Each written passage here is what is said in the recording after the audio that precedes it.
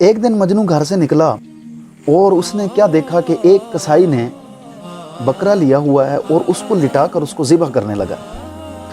مجنو نے اس کو دیکھا تو فوراً دوڑ کے گیا اور اس کو بکرے کو جا کے پکڑ لیا اور کہنے لگا کہ اس بکرے کو ذبح نہ کرو۔ کسائی دیکھنے لگا بھی ایک مجنو سا ہے اور ملنگ سا بنتا ہے اور یہ کہہ رہا ہے کہ میں بکرے کو ذبح نہیں کرنے دیتا، تو کہنے لگا بھائی اس بکرے کو ذبح نہ کرو، اس کے بدلے میں تمہیں کوئی اور بکرا لا دیتا۔ کسائی نے کہا اگر تم اس کو میں ذبح نہیں کرتا لیکن اس کے بدلے میں تمہیں صرف 2 بکرے لوں گا، پھر تمہیں یہ بکرا دوں گا۔ تو مجنو نے کہا کہ چلو ٹھیک ہے بھائی، میں 2 بکرے لے آتا ہوں، 2 بکرے جو ہے وہ تیار ہوں، 2 بکرے لے لو لیکن اس کو ذبح نہ کرو۔ مجنو فوراً گیا اور 2 بکرے لے آیا۔ جب کسائی نے دیکھا کہ یہ ملنگ سا بندہ ہے تو فوراً جا کے 2 بکرے لے آیا، تو کہنے لگا، کسائی کے دل میں جو ہے وہ تھوڑی سی لالچ بڑھ گئی۔ اس نے کہا کہ جناب میں نے تو 3 بکرے لینے ہیں، پھر یہ بکرا دینا ہے۔ تو مجنو نے کہا چلو بھائی ٹھیک ہے، پہلے تم نے 2 کہا تھا، چلو ٹھیک ہے 3 بکرے لے لو لیکن اس بکرے کو ذبح نہ کرو۔ مجنو جو ہے فوراً گیا اور تیسرا بکرا بھی لے کے آ گیا۔ کسائی نے جب دیکھا کہ یہ مجنو سا ہے اور یہ دیوانہ سا ہے، ایک بکرے کو بچانے کی خاطر اور وہ اتنا موٹا تازہ بھی نہیں ہے اور اس کے اندر اتنا گوشت بھی نہیں ہے، پہلے 2 بکرے تیسرا بکرا بھی دے رہے ہیں، آخر اس بکرے میں ہے کیا؟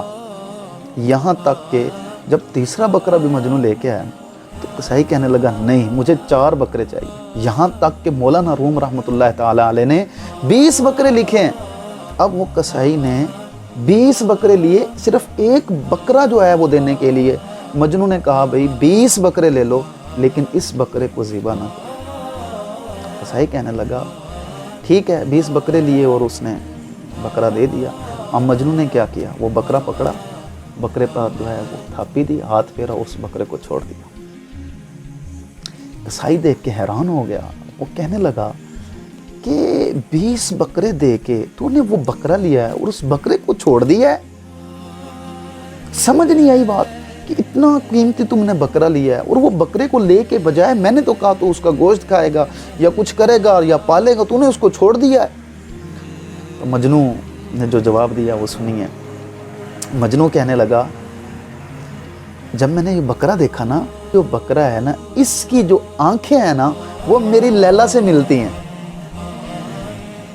اس کی جو آنکھیں ہیں وہ میری لیلا کی آنکھوں سے ملتی ہیں، اس کی طرح ہیں، اور میں یہ نہیں چاہتا کہ جس کی آنکھیں میری لیلا کی آنکھوں جیسے ملتی ہوں اور اس پہ کوئی چھری پھیرے، اس پہ چھری چلائے۔ مجنو نے اس بکرے کو آزاد کر دیا۔ مولانا روم رحمۃ اللہ تعالی علیہ فرماتے ہیں انسان جتنا گنہگار ہے عیب اس کے اندر اتنے ہیں، اگر انسان آقا کریم علیہ السلام کی سنت رکھ لے تو میرا رب گناہوں کو تو نہیں دیکھے گا، میرا رب جو ہے وہ دیکھے گا کہ میرے محبوب کی سنت تو رکھی ہوئی ہے، اپنا چہرہ تو اس نے میرے محبوب جیسا بنایا ہوا ہے نا، اور میرا رب جو ہے وہ کسی بہانے سے ہی بخش دے گا اور کہے گا چلو کوئی بات نہیں ہے، اس کی سنت جو ہے وہ یہ تو میرے حبیب علیہ السلام کے ساتھ ملتی ہے نا۔ تو مولانا روم کہتے ہیں کہ اپنے چہرے ہی حضور کے چہرے جیسے بنا لو، حضور کی سنت اپنا لو اور کوئی ایک سنت اپنا لو تو رب اللہ تعالیٰ ہو سکتا ہے کہ اس سنت کے صدقے سے